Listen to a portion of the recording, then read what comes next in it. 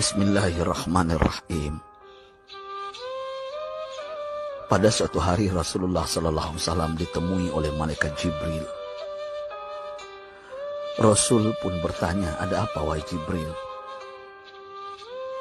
Jibril menjawab, "Wahai Muhammad, sesungguhnya hari ini Allah Subhanahu wa Ta'ala sedang mengobarkan nyala api neraka, dan seluruh para malaikat amat ketakutan.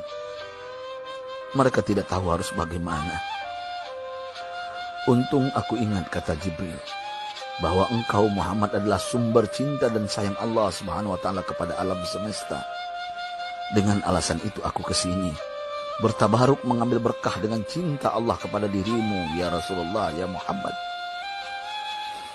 Rasulullah terdiam beberapa saat, kemudian bertanya lagi, "Wahai Jibril, ceritakan padaku bagaimana neraka itu sesungguhnya." Jibril menjawab, "Wahai Muhammad, neraka itu bagaikan lubang-lubang yang terdiri dari 7 tingkat. Jarak antara satu lubang dengan yang lain ialah perjalanan 70 tahun. Lubang paling bawah adalah lubang yang paling panas." Nabi SAW meneruskan pertanyaannya, "Lalu siapakah penghuni lubang-lubang neraka itu, wahai Jibril? Sampaikan kepadaku, Jibril." Jibril menjawab, "Lubang yang paling bawah diciptakan untuk orang-orang munafik. Lubang yang berikutnya untuk penyembah berhala. Lalu untuk penyembah bintang dan matahari." Jibril terus menerangkan penghuni tingkatan neraka hingga lubang yang kelima, tempat umat Yahudi, dan yang keenam dihuni oleh umat Nasrani. Setelah menjelaskan penghuni 6 tingkatan neraka, Jibril diam cukup lama.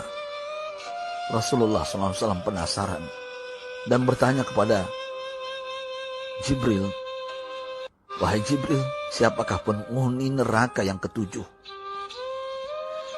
Jibril diam saja tidak menjawab. Rasulullah SAW mengulangi pertanyaannya, tapi Jibril tetap diam. Rasulullah tambah penasaran dan mendesak Jibril agar dijawab pertanyaannya. Akhirnya Jibril pun berkata, "Umatmu, wahai Muhammad, mereka itu para pelaku dosa besar di kalangan umatmu, yang dimana sampai mereka mati belum sempat bertaubat." Mendengar jawaban Jibril, Rasulullah langsung jatuh pingsan. Jibril merangkulnya dan meletakkan tubuh baginda di atas pangkuannya. Tak berapa lama Rasulullah SAW sadar dan langsung menangis bersimbah air mata dengan terisak-isak. Rasulullah mempertegas pertanyaannya, "Wahai Jibril, apakah benar ada di antara umatku yang masuk neraka?" Jibril menjawab, "Benar, wahai Muhammad, pelaku dosa besar di antara umatmu yang belum bertaubat." Setelah itu Rasulullah menghadap kiblat dan sujud kepada Allah dalam isak tangisnya. Sesekali dengan suara pelan beliau membisikkan kata-kata, "Ummati ya Rabb, ummati, ummati, ummati." Beliau SAW tidak mengangkat kepalanya dalam keadaan seperti itu selama 3 hari 3 malam.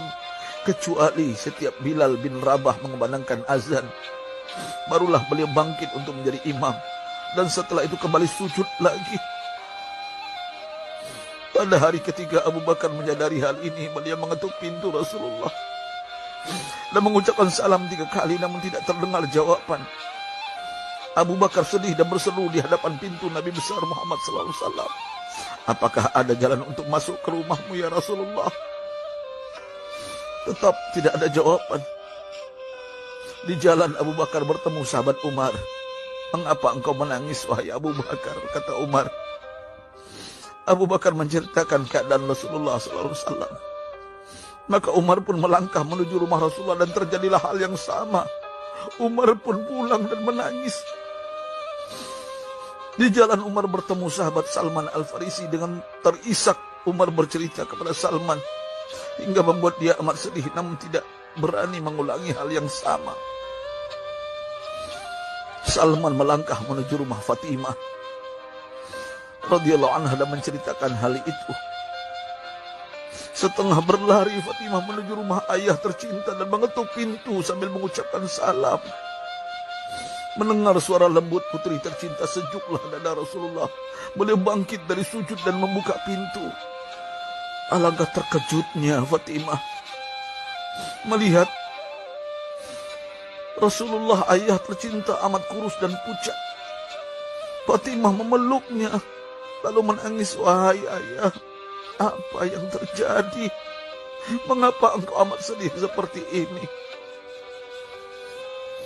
Rasulullah kembali menangis dan berkata dengan suara lirih, wahai Fatimah, belahan jiwaku, bagaimana mungkin aku tidak sedih sedangkan Jibril mengatakan akan ada kelak umatku yang akan masuk neraka.